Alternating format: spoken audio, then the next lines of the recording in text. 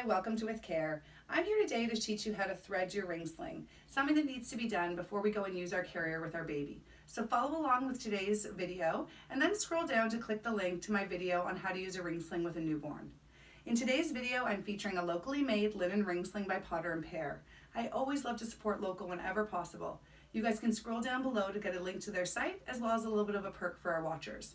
So when we're starting with our ring sling, we want to determine which shoulder we want our rings to end up on. If I want my rings to be on my right shoulder, I'm going to take the carrier and drape the fabric over my right shoulder from behind. I'm then going to take the fabric diagonally across my back and come underneath the opposite arm, so in this case under my left arm. I'm going to bring the tail of fabric to the front and gather it together. And I'm going to pass it from the bottom through the two rings to my other hand. Now, I want to watch here that my fabric doesn't get twisted up or flipped. I want to make sure that it's functioning properly before I pass it through the second ring. So what I'm going to do is ensure that this top edge of my fabric is going straight out right now, and that when it falls down, it's coming towards my belly button, towards the middle. So again, this top edge is flat, and I'm just going to let it hang down. Once that's hanging properly, I'm going to gather the fabric, I'm going to spread the two rings, and I'm going to pass the fabric over the top ring and under the second ring.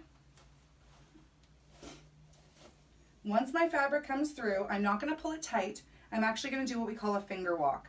I'm going to put my thumb underneath the carrier at one edge of the rings, and I'm going to go all the way across using my fingers to walk the fabric. So my thumb's underneath, and I'm just going to gently walk this fabric across to make sure that it's not pinched and that it's not being held, that it'll function properly and be able to move when I get the baby and put them in the carrier.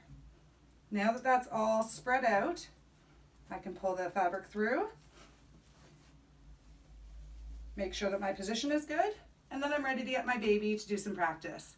You guys can scroll down below now to click the link to my video on how to use a ring sling with a newborn.